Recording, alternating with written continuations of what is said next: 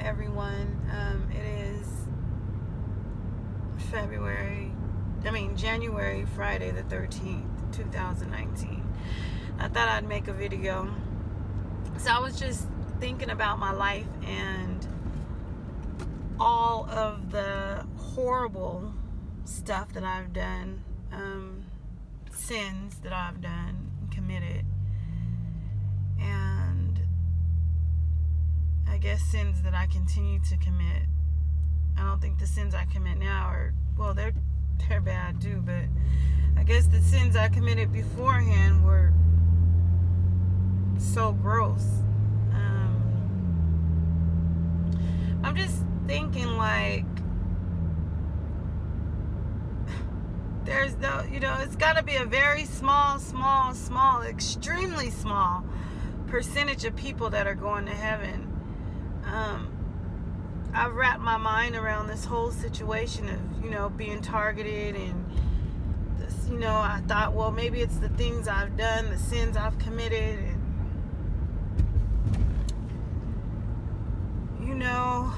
because, all the pain that you go through as being a targeted individual is a lot. If you're getting prosecuted like I am. But even though getting prosecuted like me, I have to say that I had involvement in I guess what's happening to me, because, at some point I was probably supposed to stop smoking drugs and drinking alcohol. There's probably several different signs before this point, it seems like, of no return, that, God reached out to me to say, hey, stop, hey, stop, hey, stop. And I just kept going and going and going and going and going. And now I have to live every day with the effects that I've caused. And,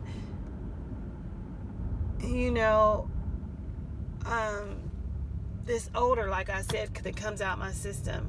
And I'm not saying that I'm not being poisoned, or I haven't got poisoned at some point, and they didn't help contribute to that. But what I'm saying is that maybe if I would have stopped a long time ago, they wouldn't have been able to poison me. Or, I wouldn't be walking around every damn day with this foul odor coming out my system.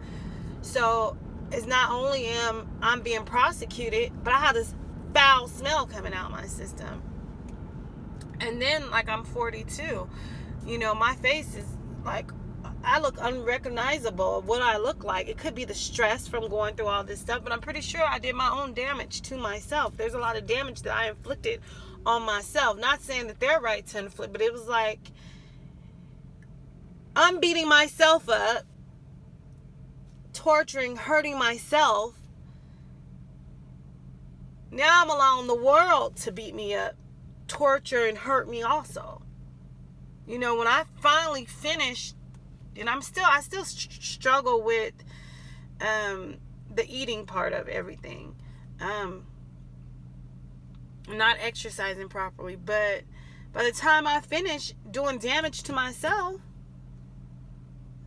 and them throwing in jabs and poisoning me and stressing me out to no damn return, and all this other stuff, it's just a lot. Like, I hate that I've become so bitter and angry. I'm yelling at my kids, saying horrible things to them, treating them horribly, agitated, and then trying to separate, the enemy attacking and using my kids against me. I mean, the weird stuff that my kids have been saying lately, their actions. Yeah, the enemy is in them. The devil is in them. The spirits have attacked them inside of them. Like, it's probably, I think my mother, she jumped in this program to go against me because they offered her some type of cash reward or money, because she's a money type of person. But other than that, the times that I've really been around her, they have some type of technology that is really affecting these people's brain and jumping inside of them. Some people are willingly letting these, it take over them. But some people, I want to know, like my kids, because the weird stuff they'll just say. Kind of like if you talk about brownies and then the next 20 seconds you're listening to the radio and they have a commercial and it says at McDonald's we're selling big brownies for 2 for 99 cents. It's like my kids will say weird stuff and it's like, is this the technology that's doing that to them, or is it the demon that have gone to my children saying this stuff? I know my daughter had said, my daughter's 9, and a couple weeks ago, it scared the shit out of me. A couple weeks ago, when that shift changed, where you could feel that things were getting harder and the targeting was getting stronger and the people were getting more bolder that were doing it. My daughter had said something like, we're here to kill all the people. We're here to kill all the bad people. Or we're here to get all the people and kill them. And it wasn't her who was talking. You could definitely tell it was some spiritual stuff going on. I said, well, who are you here to kill? And how do you know you're going to kill the right, if you're going to kill the right people?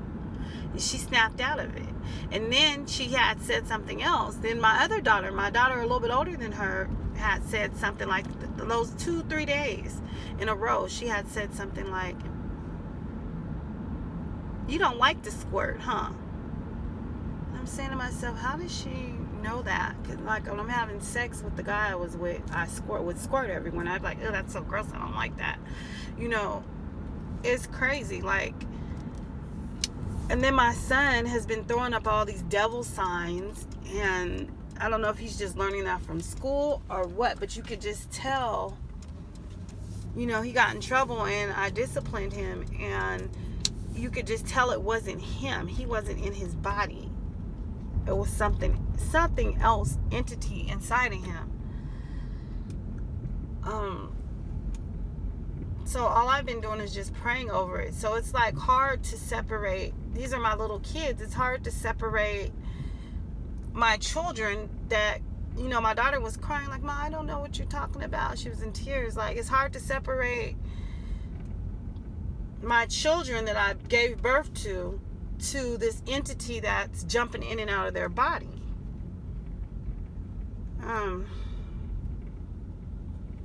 Just dealing with people on a daily basis, like my mom.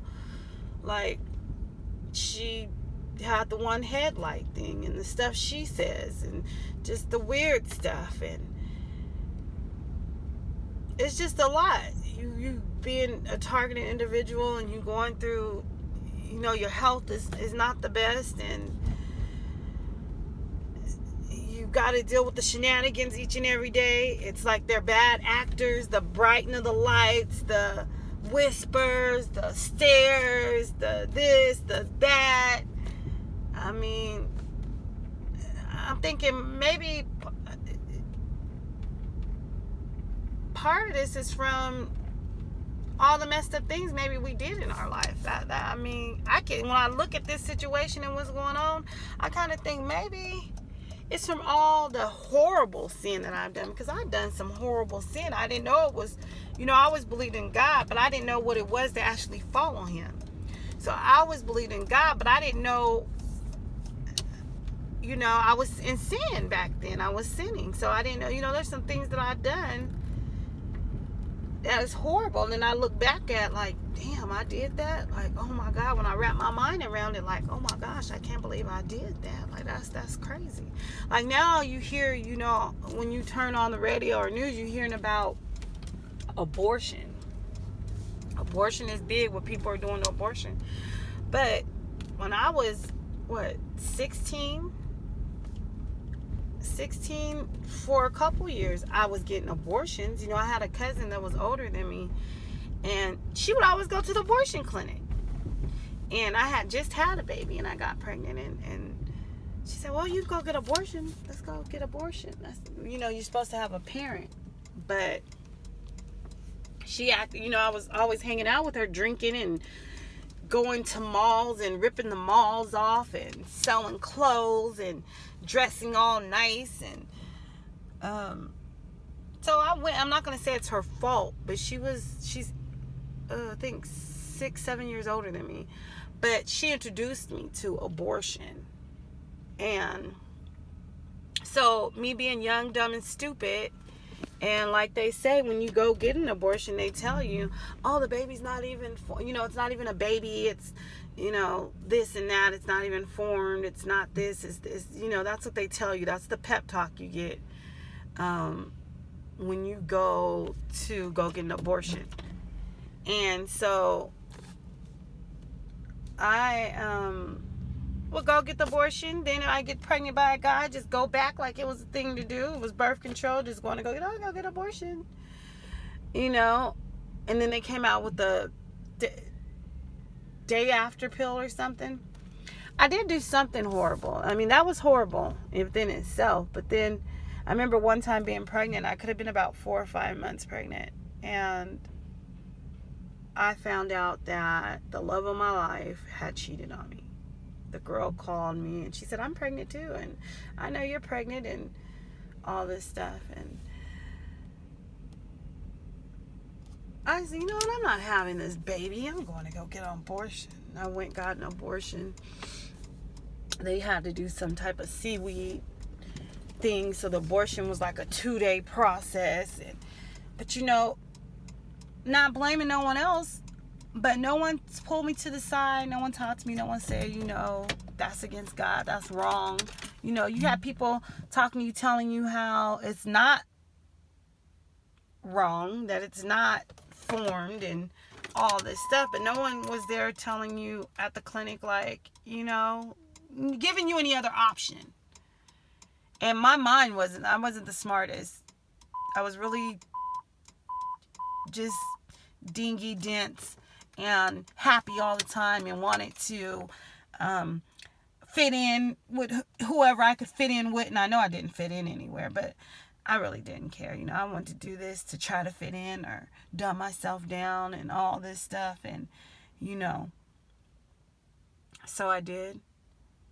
And, maybe, and then I'm complaining about, look at all the stuff I'm going through. Look at all this stuff I'm going through. Like, this is crazy, leaving your house, the manager coming in, poisoning your food, going through all your stuff. You have no privacy. Just the whole, everyone's in on it. So I had to think, like, maybe it's because of all the sin, the horrific sin. Because as I got older and grew from the abortions, you never whole. When you ever have an abortion, and that's something that stays with you for a lifetime. That's something that really hurts you, whether you know it or not. And, through my life, my oldest daughter is 26. And my son, he has a baby's mom or whatever. But there was a point where they were pregnant and they didn't want to keep their children.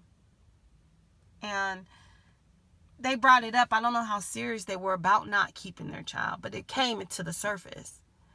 And, I had to really talk to them and let them know, look, no matter what you have your child, it's going to be rough, it's going to be hard, but God is sending you, a child. God is sending you a gift, So I talked to both of them, and, they had to change heart, and they had their children, whether they decided to have the child because I gave them this long talk or not. That's only something they know and God knows. I'll never know that. But if you're pregnant and you're going through something and, have your child, even if you give it up for adoption or you give it to a family member or take it to the hospital and just leave it there. Like, that child is to be born for a reason. But when I sit back at this whole situation, I just look back like, maybe it's all the stuff I did. Maybe it's all the drinking, the drugs, the bad decision, the bad mans, just, I always kept running. I was running from something my whole damn life. Like, literally, I knew I was different. Even growing up, I knew I was different. But I didn't take it as different as being, oh, that's a good thing. I took it different and I turned it to having low self-esteem, lack of confidence. And that hurt me in the long run. It hurt me bad. It hurt me really bad. And like trying to fit in with everyone and dumbing myself down, that hurt me also. That took a lot away from me, because I ended up really being the fool at the end. Whereas if I would have kept some confidence about myself and just learned how to love who I was as a person, even though I didn't fit in with the crowd, I would be in I would probably have a savings or a nice home or, a good education. I said, what's the education when you're being targeting? If you're a target, education is good to have. A way of making income or money is good to have. Only thing I learned back then, and I wasn't even good doing it back then because I knew it was wrong. So when we would go inside of a store and mall or something to go steal, it was like I'd grab a little bit of stuff and they'd be like, oh, you should have grabbed all that stuff. They'd come out with thousands of dollars worth of stuff, and I'd at least have maybe $1,200 worth of stuff. They'd have like $5,000-$6,000 worth of stuff, whatever, but, I wasn't a good thief and I wasn't, a good drug addict, clearly. And I wasn't a good alcoholic, because you have a lot of drug addicts that were on drugs or whatever, but they still ended up with an education, job, house, home, car, functioning, the whole bit. I don't know how to really generate any cash. Thank God that they have these little, it's being a target individual. It's hard for you to go to work anyways, because it's a million people against you. It just sucks, basically.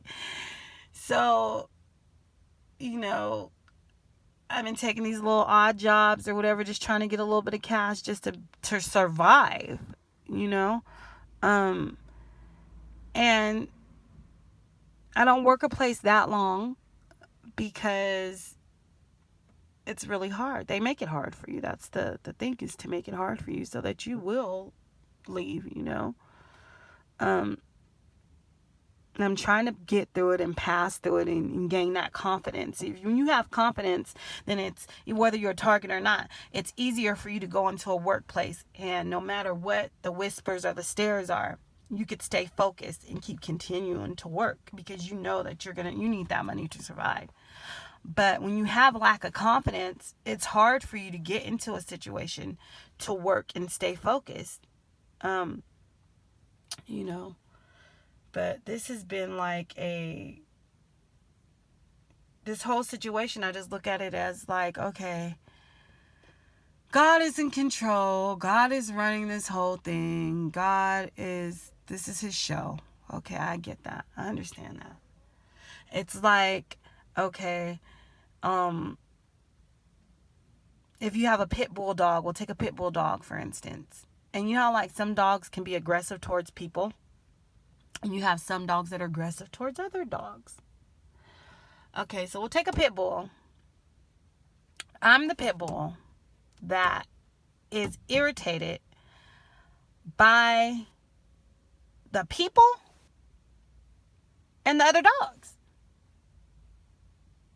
when I should just be focused to my master's voice.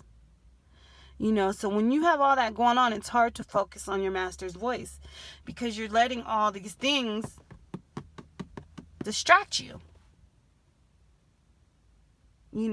Someone's, got their lights on me, and they do it. They bright you so badly. And it's like, okay, now I'm cussing this person out, dropping my son off to school, in a bad mood. I'm bright lighting them back,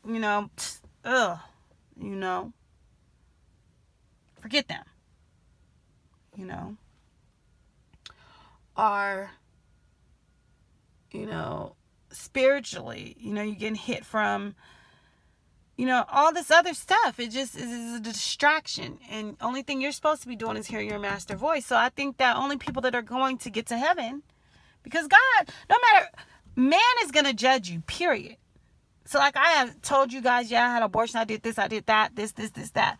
You're going to judge me because you're, you know what I'm saying? Because you're a man. So you're going to pass a judgment. You're going to have a judgment. You're going to view me a certain way.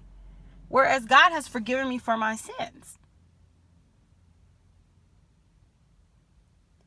But like I said, it's only a small percentage of people that are going to make it to heaven.